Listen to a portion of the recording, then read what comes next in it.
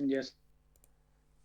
आज हम डिस्कस करेंगे करंट अफेयर में फरवरी 2024 के कुछ important current affair. Part one रहेगा ये, क्योंकि फरवरी में बहुत इंपॉर्टेंट जो है वो करंट अफेयर थे, तो इसलिए पार्ट वन अभी हम पहले डिस्कस करेंगे। देन उसके बाद नेक्स्ट क्लास में जो हम इसका जो है वो पार्ट टू जो है वो कवर करेंगे। इंपॉर्टेंट टारगेट मतलब हमारा यहाँ पर ना क्लियर टारगेट यही है कि जो इंपॉर्टेंट करंट अफेयर थे या करंट से जुड़े स्टैटिक फैक्ट, क्योंकि देखो अभी क्या है, अगर मान लो उस टाइम पे कोई स्कीम न्यूज़ में थी, जैसे मान लीजिए one stop centre. One stop centre उस टाइम पे किसी और रीजन की वजह से न्यूज़ में थी, आज किसी और रीजन की वजह से न्यूज़ में हो सकती है। तो इनके लिए क्या है, अभी रीज़न ज़रूरी नहीं है, हमें स्कीम को पढ़ लेना है ताकि स्कीम पढ़ के हमारा बेस क्लियर हो जाए, अगली बारी क्वेश्चन आए तो हम जो है वो अटैम्प्ट कर ले। तो यानी कि बेसिक को पक्का करेंगे हम पिछले करंट अफेयर के साथ। तो फरवरी 2024 का फर्स्ट पार्ट और पहला जो टॉपिक रहेगा वो वन स्टॉप सेंटर स्कीम से रिलेटेड रहेगा। वन स्टॉप सेंटर स्कीम ये एक सेंट्रल स्पॉन्सर स्कीम है और इसको लॉन्च किया था ministry of women and child development ने 2015 में। 2015 में जो है वो ये स्कीम को जो है वो ministry of women and child development लेकर आए थे और इनका मेन टारगेट ये था कि जितने भी केसेस होते हैं, ठीक है, या वायलेंस केसेस हो गए या जितने भी इंसिडेंट्स हो गए, उन सभी के स्पेशली वुमेन के रिगार्डिंग जितने भी केसेस होते हैं उन सभी का सोल्यूशन एक ही सेंटर पर मिले। मतलब एक स्टॉप होगा, एक स्टॉप सेंटर होगा जहाँ पर आपका जो पूरी की पूरी केसेस या जितना भी फैसिलिटीज़ है सब कुछ है रिगार्डिंग द लाइक कि अगर कोई इंसिडेंट जो है वो वुमेन के साथ होता है तो उस केस में जो है वो उनको सोल्यूशन एक ही जगह पे सारा का सारा मिलेगा। और जो ये स्कीम है इसको फंड करता है निर्भया फंड।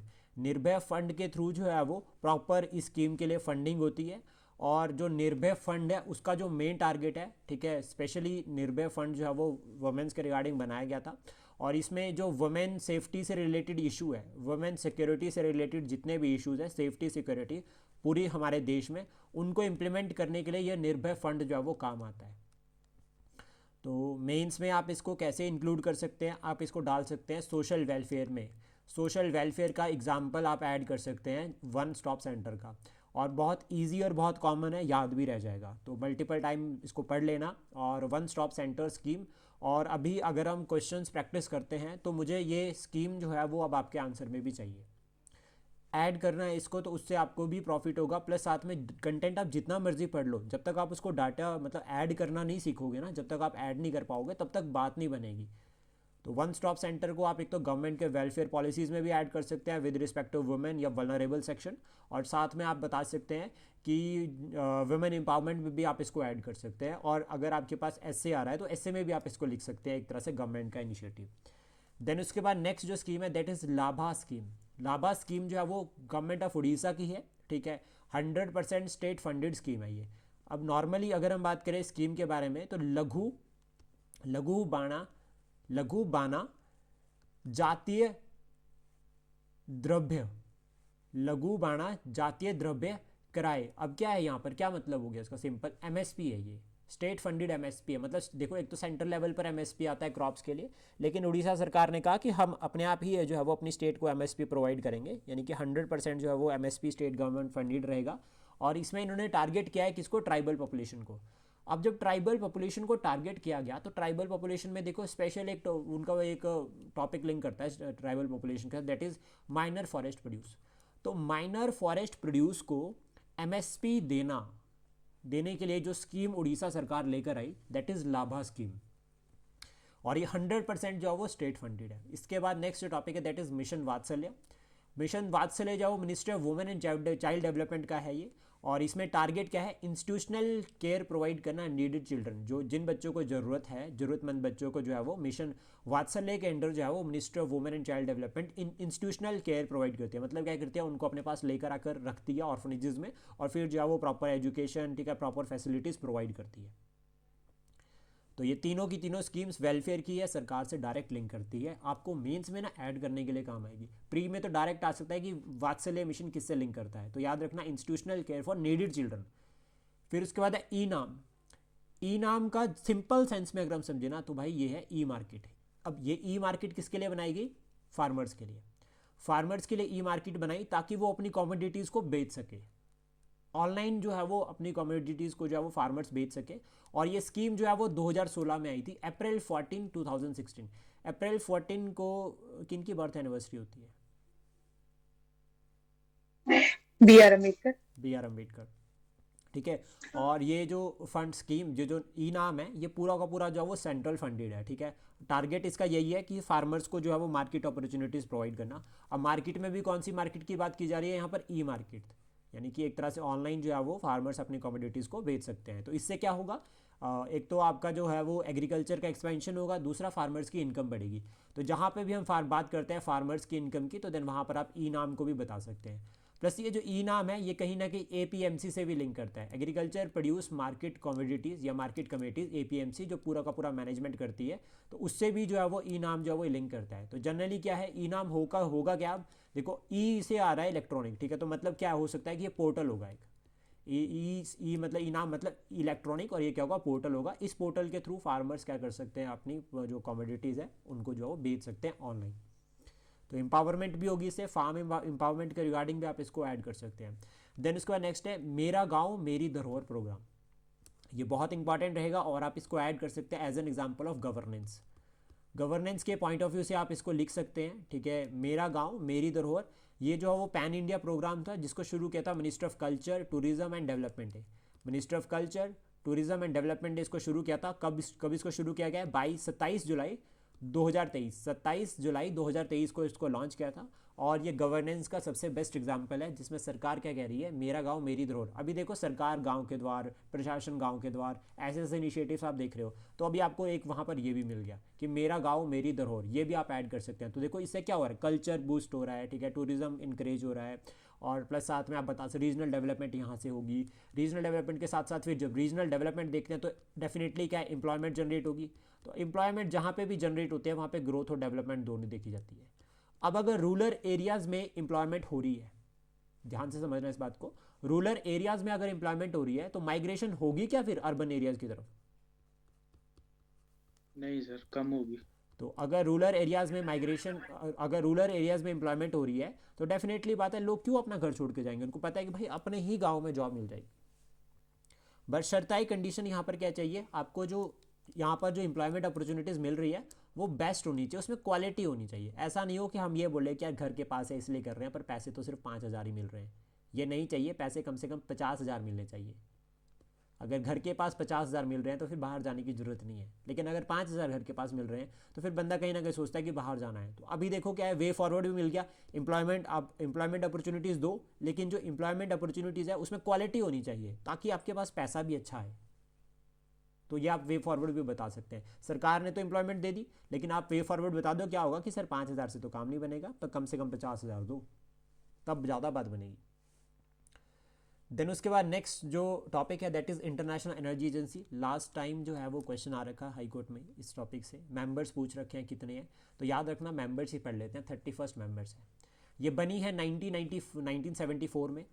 इसका बनने का जो मेन कारण था वो था 1973-74 के ऑयल क्राइसिस। जो गल्फ कंट्रीज़ है वहाँ पर ऑयल क्राइसिस देखे गए थे, स्पेशली अगर हम बात करें इस रीजन में। और इसकी वजह से जो आपके organisation for economic cooperation development, ये जो ऑर्गेनाइजेशन है इसमें जनरली जो है वो इकोनॉमीज इन्वॉल्व है जो कि मार्केट सिस्टम के ऊपर डिपेंड है, यानी कि जो डेमोक्रेटिक कंट्रीज है प्लस वहाँ पर जो है वो स्ट्रांग ओपन इकोनॉमी है। तो इन सभी ने मिलकर जो है वो क्या किया, एक 1974 में एक ऑर्गेनाइजेशन बनाई जिसका काम था कि आपका एनर्जी सिक्योरिटी को जो है वो मेंटेन करके रखना, इकोनॉमिक डेवलपमेंट होनी चाहिए, एनवायरमेंटल अवेयरनेस रहनी चाहिए, प्लस साथ में वर्ल्ड वाइड एंगेजमेंट होनी चाहिए ताकि दोबारा से कोई ऑयल क्राइसिस ना हो। यहाँ पर इसका टारगेट था। और इसको फिर इसका हेडक्वार्टर जो है वो पेरिस फ्रांस में है, जो याद रखना है। मेंबर्स इसमें 31 है, टोटल 31 मेंबर्स है इसमें। 13 जो है वो एसोसिएशन कंट्रीज़ है इसमें, जिसमें भारत भी जो है वो एक एसोसिएट कंट्री है इसकी। और 4 इसमें असेशन कंट्रीज़ है, ठीक है। तो भारत याद रखना, भारत इसका परमानेंट मेंबर नहीं है। अगर किसी को इसका मेंबर बनना है, इंटरनेशनल एनर्जी एजेंसी का किसी को मेंबर बनना है, तो वो जो है वो OECD का मेंबर होना चाहिए, यानी कि organisation for economic cooperation and development का मेंबर उसको होना चाहिए। तभी जो है वो इंटरनेशनल एनर्जी एजेंसी का मेंबर बन सकता है। तो देखो मेंबर्स को लेकर पहले क्वेश्चन पूछा गया है, तो हो सकता है इस बार रिपोर्ट को लेकर पूछ रहे। तो 2 रिपोर्टें रिलीज करते हैं। वर्ल्ड एनर्जी आउटलुक रिपोर्ट 2024, इस बार न्यूज़ में भी थी। कितना था भारत का रैंक?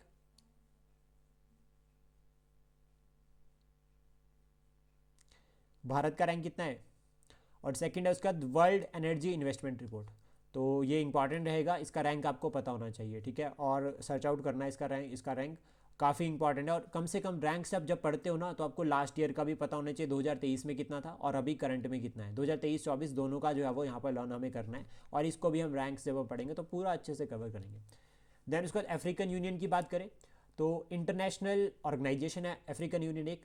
इनका मेन टारगेट क्या है कि जितने भी आपके अफ्रीकन कंट्रीज़ है जो इंटरेस्टेड है वो सभी मिली, और उन्होंने क्या किया 2002 में जो है वो ऑफिशियली जो है वो एक अफ्रीकन एक यूनियन बनाई जिसको कहते हैं अफ्रीकन यूनियन। इसका जो हेडक्वार्टर है वो इथोपिया में है। इसमें जो मेंबर्स है टोटल वो 55 है। 2023 का G20 का समिट जो है वो इंडिया में हुआ था, और तब जो है वो कहीं ना कहीं इनको जो है वो भारत ने क्या किया G20 के साथ जोड़ दिया। लेकिन ऑफिशियली जो है वो रिकॉग्नाइज किया गया G20 का जो समिट 2024 में हुआ ब्राज़ील में, वहाँ पर जो है फिर ऑफिशियली ये मेंबर बन गए, पूरे पक्के मेंबर बन गए, मीटिंग समिट अटेंड किया इन्होंने। इंपॉर्टेंट रहेगा तो याद रखना इथोपिया में इसका हेडक्वार्टर है। और इनका टारगेट क्या है, मतलब जितनी भी आपकी अफ्रीकन कंट्रीज है वो छोटी छोटी कंट्रीज और मोस्टली गरीब नेशंस हैं, ठीक है, इतने ज़्यादा अमीर नहीं है एज़ कम्पेयर टू इंडिया या एज़ कम्पेयर टू यूएसए, उतने नहीं है। लेकिन इनका जो टारगेट है, ये जो यूनियन है इसका जो मेन टारगेट है वो यही है कि सब मिलकर यूनाइट हो और फिर साथ में इकोनॉमिक प्लानिंग करे, पॉलिटिकल स्टेबिलिटी प्रोवाइड करे ताकि ग्रोथ एंड डेवलपमेंट हो। देन उसके बाद नेक्स्ट जो टॉपिक है that is IBSA, India Brazil south Africa. ये भी बहुत इंपॉर्टेंट है, IBSA के मेंबर्स पूछे जा सकते हैं, तो याद रखना India, I stand for India, B stand for Brazil and S stand for south Africa.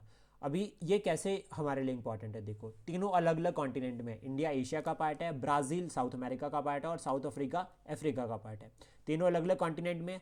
उसके बाद एक पॉइंट हो गया, फिर उसका दूसरा पॉइंट ये कि ये डेमोक्रेटिक नेशंस है, दूसरा पॉइंट। तीसरा पॉइंट याद रखना, ये लार्जेस्ट डेवलपिंग कंट्रीज में से एक है, लार्जेस्ट डेवलपिंग कंट्रीज में से एक है। तीनों के तीनों अपने अपने रीजन में अच्छा कर रहे हैं, अच्छे डेवलप्ड है, अच्छे डेवलपिंग फेज पे चल रहे हैं। अभी क्या है, ये बना कब था, इसको मतलब फॉर्मेशन की अगर हम बात करें तो बार्सिलोना जो है वो डिक्लेरेशन हुई थी 2003 में, जिसके थ्रू जो है वो इसको बनाया गया। और इंडिया की अगर हम बात करें तो इंडिया ने 2021 का समिट चेयर किया था, 2023 का समिट जो ब्राज़ील ने चेयर किया, तो अभी जो नेक्स्ट समिट होगा वो साउथ अफ्रीका में होगा। इसका समिट जो होगा ऐसे सीरीज वाइज चलता है, जैसे इंडिया में हुआ, फिर ब्राज़ील में, फिर साउथ अफ्रीका। तो ये प्रॉपर जो है पूरा सीक्वेंस चलता है। इसी सीक्वेंस में ही जो है वो ब्रिक्स के समिट भी होते हैं, ठीक है, ब्रिक्स के समिट भी सीक्वेंस में होते हैं। इस साल का कहाँ पर हुआ, इस साल का ब्रिक्स का समिट कहाँ हुआ था, रशिया। तो अभी नेक्स्ट कहाँ पर होगा, भारत में होगा, ठीक है, इस तरह से ध्यान में रखना। देन उसके बाद नेटो की हम बात करेंगे, और आज हम CSTO की भी बात करेंगे साथ में। नाटो में जाओ 32 मेंबर्स हैं, स्वीडन और दूसरी कौन सी कंट्री ने ज्वाइन किया था, फिनलैंड। फिनलैंड। तो दोनों ने जो ज्वाइन किया है यहाँ पे, और इसको एस्टेब्लिश किया गया 1994 में, 1949 में। और टारगेट क्या है, कॉमन डिफेंस, मतलब ये नाटो मेंबर्स जो है वो इनका इनका सिंपल है कि एक के ऊपर अटैक मतलब सबके ऊपर अटैक, कॉमन डिफेंस जो है वो एग्रीमेंट ये साइन करते हैं। इसका हेडक्वार्टर जो है वो ब्रुसेल्स बेल्जियम में है। अभी ये टॉपिक दोबारा पढ़ेंगे और वहाँ पर ये मेंबर वगैरह याद रखना, पूछ सकता हूँ। फिर उसका रसीना डायलॉग, ये भी जो फरवरी में हुआ था 2024 में, और ये न्यू दिल्ली में हुआ था। अब यहाँ पे टारगेट क्या है वो भी हम देखते हैं। तो सबसे पहले तो याद रखना कि इसको इनॉग्रेट जो है वो प्राइम मिनिस्टर ने किया था, और यहाँ पर जो चीफ गेस्ट थे वो ग्रीस के प्राइम मिनिस्टर थे, ग्रीस के प्राइम मिनिस्टर चीफ गेस्ट थे। और इसमें पार्टिसिपेंट की अगर हम बात करें तो 2500 से ऊपर पार्टिसिपेंट इसमें थे, जिसमें अगर हम बात करें 115 कंट्रीज़, यानी कि 115 कंट्रीज़ यहाँ पर आई थी। और पार्टिसिपेंट्स की अगर हम बात करें तो 2500 से ऊपर, ठीक है। ये एक फ्लैगशिप जो है वो कॉन्फ्रेंस है, मतलब रेसिना डायलॉग जो है वो कॉन्फ्रेंस है, जिसका टारगेट जो है वो जियो पॉलिटिक्स और जियो इकोनॉमिक्स के ऊपर है, जिसका टारगेट जो है वो जियो पॉलिटिक्स और जियो इकोनॉमिक्स के ऊपर है, ठीक है, ये ध्यान में रखना। देन उसके बाद यहाँ पे फर्स्ट सेशन की अगर हम बात करें तो 2016 में जो है इसका पहला सेशन हुआ था, यानी कि भारत ने ही इसका, ये भारत का ये इनिशिएटिव है जियो पॉलिटिक्स और जियो इकोनॉमिक्स की तरफ, ठीक है, ये बिल्कुल ध्यान में रखना। और काफ़ी इंपॉर्टेंट रहता है कि रसीना डायलॉग्स जो है वो जियो पॉलिटिक्स और जियो इकोनॉमिक्स की तरफ लिंक करते हैं। न्यू दिल्ली में ये समिट होता है और भारत का ये इनिशिएटिव है, ठीक है, ध्यान में रखना, भारत का इनिशिएटिव वर्ल्ड की तरफ है ये। फिर उसके बाद नेक्स्ट है United Nations convention on trade and development. ये भी आजकल काफ़ी न्यूज़ में रहती है, और सबसे इंपॉर्टेंट है कि ये ट्रेड और डेवलपमेंट के साथ जो है वो डील करती है, मतलब it deal with the trade and development report. इसको बनाया गया है 1964 में, कौन से ईयर में बनाया गया इसको, 1960। 1964। और इसका हेडक्वार्टर जो है वो जेनेवा स्विट्जरलैंड में है। इससे पहले हमने नाटो की बात की थी, नाटो कब बन रखा है, 1949। 1949, ठीक है। और उससे पहले हमने बात की थी इंटरनेशनल एनर्जी एजेंसी की, वो कौन से ईयर में बनी है? 1974 1974, ठीक है। और इसका हेडक्वार्टर कहाँ पे है? पेरिस। और इसमें कितने मेंबर्स है? 31। 31, ठीक है। देन उसके बाद जो आपकी United nation convention on trade and development है, ये इसमें इसका जो हेडक्वार्टर है वो जेनेवा स्विट्जरलैंड में है। इसमें मेंबर्स जो है 195 है। भारत जो है वो इसका मेंबर है, ठीक है। और जो आपका ये कन्वेंशन है, मतलब ये एक तरह से जितने भी एक्टिविटीज़ इसमें होती है वो सभी जो है वो एडवाइजरी इन नेचर है। ऐसा कोई परमानेंट फिक्स बाइंडिंग नहीं है, सिर्फ एडवाइजरी इन नेचर है। और मीटिंग की अगर हम बात करें तो 4 साल में एक बार ये लोग मीटिंग करते हैं, ठीक है। जनरली 4 साल में ये जो है वो एक बार मीटिंग करते हैं। रिपोर्ट्स की अगर हम बात करें कौन कौन सी रिपोर्ट्स को रिलीज़ करता है, तो याद रखना ट्रेड एंड डेवलपमेंट रिपोर्ट ये रिलीज़ करते हैं, वर्ल्ड इन्वेस्टमेंट रिपोर्ट ये रिलीज़ करते हैं, द लीस्ट डेवलप्ड कंट्रीज़ ये भी जो है वो ये रिपोर्ट रिलीज़ करते हैं। तो देखो क्वेश्चन आपको प्रीलिम्स में रिपोर्ट्स को लेकर भी बन सकता है और साथ में पूछा जा सकता है कि ये बनी कब है, तो ये बनी है 1964, बहुत ज़्यादा इंपॉर्टेंट है। उसका नेक्स्ट है वर्ल्ड ट्रेड ऑर्गेनाइजेशन, ठीक है। और इसका जो एस्टेब्लिशमेंट ईयर है वो है 1995, ठीक है। इससे पहले गाट हुआ करता था, general agreement on trade and tariff. इसको बनाया गया है 1947 में। 1947 में जो है वो ये बन रखा है। भारत मेंबर है, यस। और WTO जो है वो भारत के साथ थोड़ी सी कंट्रोवर्सी भी करता रहता है with respect to the subsidies. वो कहता रहता है कि भाई इंडिया जी आप सब्सिडीज़ फार्मर को बहुत ज़्यादा प्रोवाइड कर रहे हो, मत प्रोवाइड करो इतना। एक तरह से इंटरनेशनल जो रूल्स है उसको ब्रेक करो, लेकिन इंडिया इग्नोर करता है। इंडिया कहता है कि मेरे लिए मेरे फार्मर सबसे ज़्यादा इंपॉर्टेंट है। उसका नेक्स्ट है CSTO, नाटो के अपोजिट है ये। जैसा नाटो का टारगेट है कॉमन डिफेंस, वैसे CSTO का भी है, लेकिन बस यहाँ पर थोड़ा सा अलग ये है कि रशिया का इनिशिएटिव है ये। कलेक्टिव सिक्योरिटी ट्रीटी ऑर्गेनाइजेशन, ये एक रशिया का इनिशिएटिव है जो कि बनाया गया था 1992 में। रशिया के पहले USSR होता था ना पहले, तो USSR के जितने भी मेंबर्स थे उन सभी ने मिलकर, जब USSR टूटा तो रशिया ने क्या किया, अपने मेंबर्स को यूनाइट रखने के लिए एक सिक्योरिटी ट्रीटी साइन करी 1992 में, जिसका हेडक्वार्टर अगर हम बात करें तो मॉस्को में है, इट इज़ इन रशिया। और इसने काम करना शुरू किया 1994 में।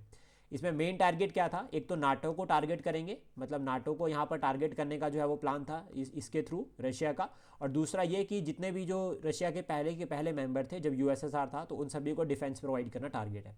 अभी करंट मेंबर्स की अगर हम बात करें तो रशिया, आर्मेनिया, कजाकिस्तान, ठीक है, बेलारूस, किर्गिस्तान और तजाकिस्तान, ये जो है वो इसके मेंबर्स हैं। करंट मेंबर पूछे जा सकते हैं। और सबसे इंपॉर्टेंट बात, यूनाइटेड नेशन जनरल असेंबली ने 2004 में CSTO को ऑब्जर्वर स्टेटस दिया है। CSTO को ऑब्जर्वर स्टेटस दिया है यूनाइटेड नेशन जनरल असेंबली ने। यूनाइटेड नेशंस कौन से ईयर में बने थे? UN कौन से ईयर में बना है? 1945। 1945। यूनाइटेड नेशंस में कितने परमानेंट मेंबर होते हैं? सॉरी, 5 परमानेंट मेंबर होते हैं। नॉन परमानेंट मेंबर कितने होते हैं? 15। 15। और कितने साल के लिए बनते हैं नॉन परमानेंट मेंबर? सर एक बार कंफर्म कर लेना, इसको 10 तो नहीं है ये? 10 हाँ सर, होते 10 हैं। ही 10 ही 10 ही है सर, यस। टोटल मेंबर 15 होते हैं और यस 10 सर, होते यस। हैं, ठीक है। ये 10 जो है वो 2 साल के लिए बनते हैं, ठीक है। मतलब हर पर्सन के लिए जो है वो 2 साल के लिए जो है वो टर्म रहती है नॉन परमानेंट मेंबर में। देन उसके बाद नेक्स्ट है 16th फाइनेंस कमीशन, अरविंद पनगरिया जी को अपॉइंट किया गया। 5 साल का इनका टर्नओवर है, आर्टिकल 280 के अंडर आता है। कितने मेंबर होते हैं फाइनेंस कमीशन में? मुझे मेंबर्स बताओ कितने होते हैं फाइनेंस कमीशन में।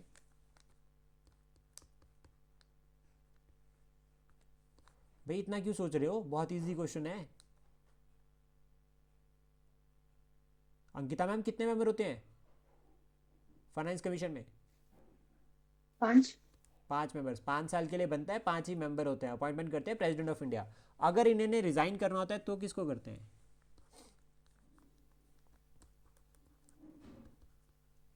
प्रेसिडेंट। प्रेसिडेंट को ही करेंगे, वैसे ऐसा कोई ऑप्शन होता नहीं है इनके पास। और सेकंड उसके बाद आर्टिकल 280 में मेंशन है, दैट मीन कॉन्स्टिट्यूशनल बॉडी है। अभी इसके साथ एक पॉइंट और जोड़ देना, it is quasi federal in nature. Quasi judicial, sorry, quasi judicial भी होती है ये। क्वेसी जुडिशियल मतलब इसके पास थोड़ी सी जुडिशरी के रिलेटेड पावर भी होती है और ये नेचुरल जस्टिस के प्रिंसिपल पर काम करती है। देन उसके बाद एक और बात बताओ कि जो रिकमेंडेशंस ये देंगे क्या वो बाइंडिंग होगी सरकार के ऊपर?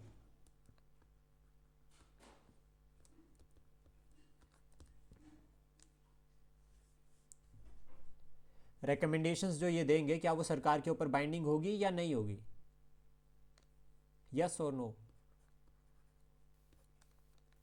नहीं होगी सर शायद। नहीं होगी, क्योंकि ये अपनी रिपोर्ट किसको सबमिट करते हैं, प्रेसिडेंट ऑफ इंडिया को, और प्रेसिडेंट ऑफ इंडिया पे सिर्फ और सिर्फ काउंसिल ऑफ मिनिस्टर की एडवाइस बाइंडिंग होती है, बाकी किसी की नहीं। देन उसके बाद अच्छा एक और क्वेश्चन, फर्स्ट फाइनेंस कमीशन कौन था 1951 में, तो ये बन रखा है, फर्स्ट कौन था, पहले भी डिस्कस किया था क्लास में, ज्योति मैम, पहला फाइनेंस कमीशन।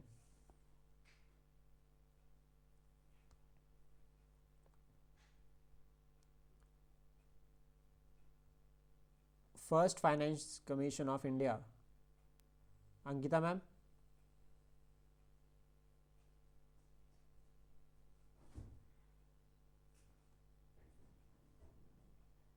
सर आप बताओ।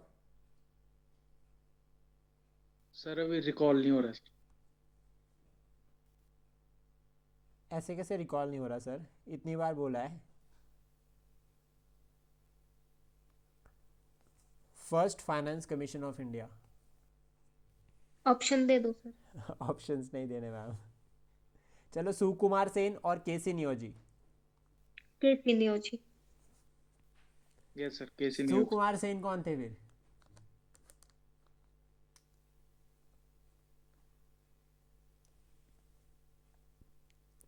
First election commission of India. तो हम दोनों के नाम याद रखना। उसके बाद नेक्स्ट है यूनिफॉर्म सिविल कोड, आर्टिकल 44 से लिंक करता है, और पहली स्टेट अगर हम बात करें तो दैट इज़ उत्तराखंड। उत्तराखंड पहली स्टेट जिन्होंने इंप्लीमेंट किया यूनिफॉर्म सिविल कोड को, और पहले से एग्जिस्ट कहाँ पर करता था, गोवा में। गोवा ऐसा कहता है गोवा। कि यूनिफॉर्म जो आपका यूनिफॉर्म सिविल कोड है ये पहले से एग्जिस्ट करता है। बेसिक अगर हम बात करें यूनिफॉर्म सिविल कोड के रिगार्डिंग, तो लाइक जो कॉमन लॉज होते हैं, यूनिफॉर्म सिविल मतलब जैसे कि रिलीजियस हो गया, शादी से रिलेटेड हो गया, डाइवोर्स से रिलेटेड हो गया, या फिर कोई और हो गया, जो रिलीजियस लॉज होते हैं कॉमन, ठीक है, जो कि डे टू डे एक्टिविटीज़ में हेल्प करते हैं, तो उनको उनकी जगह पे ये होगा, उनकी जगह पे कॉमन ये रहेगा। ट्रिपल तलाक हो गया जैसे, तो उन सभी जो कॉमन रिलीजियस लॉज है उनकी जगह जो है वो यूनिफॉर्म सिविल कोड होगा। फिर इसके बाद नेक्स्ट है national commission for schedule caste. ये बहुत ज़्यादा इंपॉर्टेंट है, और देखो कमीशन से रिलेटेड हर साल एक ना एक क्वेश्चन आता है ये पेपर में। तो एक कॉन्स्टिट्यूशनल बॉडी है, अंडर आर्टिकल 338 जो है वो मैंशनड है, और इम्पॉर्टेंट रहेगा कि 65th अमेंडमेंट हुई थी 1990 में, जिसके थ्रू जो है वो national commission for schedule caste बनाया गया। इसके बाद इसी आर्टिकल में एक अमेंडमेंट की गई 2003 में, जिसमें जो है वो national commission for schedule tribes बनाया गया, आर्टिकल 338। और अभी national commission for backward classes भी है 338B में। इसके बाद यहाँ पर याद रखना है, national commission for schedule caste का एक चेयरपर्सन होगा, ठीक है, वाइस चेयरपर्सन होगा, और 3 अदर मेंबर होंगे, और इनके अपॉइंटमेंट जो है वो प्रेसिडेंट ऑफ इंडिया करते हैं। तो प्रेसिडेंट ऑफ इंडिया अपॉइंट करते हैं, चेयरपर्सन होगा, वाइस चेयरमैन होगा, और 3 अदर मेंबर्स होंगे। इनका काम क्या है, शेड्यूल कास्ट के रिगार्डिंग रिकमेंडेशंस देते हैं कि सरकार को कि कितना वेलफेयर प्रमोट करने की जरूरत है, प्रॉपर इन्वेस्टिगेशन करते हैं, प्रॉपर डाटा कलेक्ट करते हैं, इनका मेन टारगेट रहता है। देन उसके बाद नेक्स्ट टॉपिक जो हमारा रहेगा दैट इज़ लोकपाल। लोकपाल आजकल काफ़ी न्यूज़ में चल रहा है, और हमेशा इंपॉर्टेंट रहता है ये टॉपिक। देखो जो अभी प्रेजेंट टाइम पे चेयरपर्सन है उनकी अगर हम बात करें तो अजय मणिकर राव खनविलकर, तो जो है वो ये जो है वो अभी जो है वो प्रेजेंट टाइम पे जो है वो लोकपाल के चेयरमैन है, अजय मणिक राव खनविलकर जो है वो अभी प्रेजेंट टाइम पे चेयरपर्सन है। पहले जो थे वो थे पिनाकी चंद्र घोष, पीसी घोष भी हम इनको कहते हैं, ये पहले थे। लोकपाल जो है वो एक स्टेटरी बॉडी है जो कि by an act of parliament बनी है, लोकपाल एक्ट 2013, अन्ना हजारे वाली मूवमेंट हुई थी, उसके बाद लोकपाल को बनाया गया था। टेन्योर की अगर हम बात करें तो 5 साल होता है इनका, और या फिर 70 साल की उम्र तक, मैक्स जो एज है वो 70 ईयर्स है। और ये कंसेप्ट जो है वो स्वीडन से लेकर आए हैं। सबसे पहले स्वीडन में ये कंसेप्ट था, 1809 में आया था, और स्वीडन में जो है वो इसको ओम्बुड्समैन कहा गया है। लोकपाल का या लोकायुक्त का टारगेट क्या होता है कि जो कंप्लेंट्स हम रजिस्टर कर सकते हैं रिगार्डिंग द गवर्नमेंट ऑफिशियल्स, तो उसको इन्वेस्टिगेट कौन करता है, लोकपाल करता है। तो यानी कि जितने भी आपके सरकारी नौकर हैं उन सभी के ऊपर अगर कोई बैठा है, अगर वो अपना काम अच्छे से नहीं कर रहे हैं, तो दैट उस केस में हम लोकपाल के पास जा सकते हैं। तो करप्शन के रिगार्डिंग केसेस हो गए या कुछ भी केसेस हो गए, तो वो सारे के सारे लोकपाल जो है वो स्टडी करता है पूरे के पूरे। और लोकपाल को इसमें असिस्ट कौन करता है, सीबीआई जो है वो इसमें लोकपाल को असिस्ट करता है। और यहाँ पर group A, group B, group C और ग्रुप डी, इन सभी ऑफिसर्स को जो है वो इंक्लूड किया गया है। देन उसके बाद नेक्स्ट एक्सरसाइज वायु शक्ति, ये इंडियन एयरफोर्स की एक्सरसाइज थी, और इनको सपोर्ट किया था साथ में यहाँ पर इंडियन आर्मी ने भी। ये जैसलमेर में हुई, जैसलमेर में कहाँ पर, पोखरन रेंज में। पोखरण रेंज वही रेंज है जहाँ पर हमने अपने न्यूक्लियर टेस्ट किए थे 1974 में भी, और 1974 में जो हमारा यहाँ पर टेस्ट था दैट इज़ ऑपरेशन बुद्धा या ऑपरेशन स्माइलिंग बुद्धा, और उसके बाद 1998 में जब हमने टेस्ट किया था ऑपरेशन जो था वो था शक्ति। तो ये दो इंपॉर्टेंट है जो कि हमने पोखरण रेंज से लिंक करते हैं टेस्ट। फिर इसके बाद गगन शक्ति एक्सरसाइज भी है जहाँ पर S-400 जो है वो लिंक करता है। और तरंग शक्ति की अगर हम बात करें तो तीसरी एक्सरसाइज है जो आपकी इंपॉर्टेंट रहती है, इसी मतलब आपस में लिंक करती है। ये तरंग शक्ति जो है वो भारत ने पहली बार होस्ट करी है। ये एक मल्टी नेशनल एक्सरसाइज है जिसमें जो आपका पार्टिसिपेंट्स की अगर हम बात करें तो USA, जर्मनी, फ्रांस, ऑस्ट्रेलिया और अदर जो हमारे नेबरिंग कंट्रीज़ है एक्सेप्ट पाकिस्तान, उन्होंने जो है वो यहाँ पर पार्टिसिपेट किया। और तरंग क्या है, एक मल्टी नेशनल एक्सरसाइज है जिसको पहली बार भारत ने होस्ट किया, तो ये याद रखना इसलिए इंपॉर्टेंट रहेगी। देन उसके बाद नेक्स्ट टॉपिक की हम बात करें तो वो है जिरकन मिसाइल।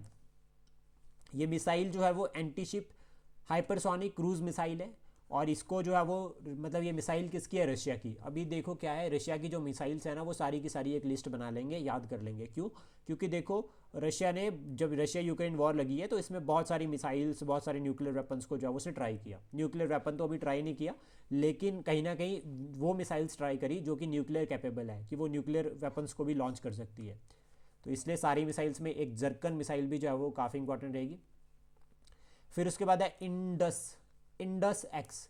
इंडिया US के बीच में डिफेंस डील हुई है 2023 में, ये डिफेंस डील हुई थी, और इस डील का जो मेन काम है वो डिफेंस एंगेजमेंट को between India and US increase करना। अभी क्या है, अब भारत जो है वो जनरली क्या है, रशिया के ऊपर डिपेंड है मिलिट्री के लिए, मतलब मिलिट्री डिफेंस हम रशिया से लेकर आते हैं। तो फिर US ने कहा कि आप रशिया से क्यों ले रहे हो, आप मुझसे भी खरीद सकते हो। कोई एक इक्विपमेंट्स बताओ डिफेंस का जो हमने US से लिया है।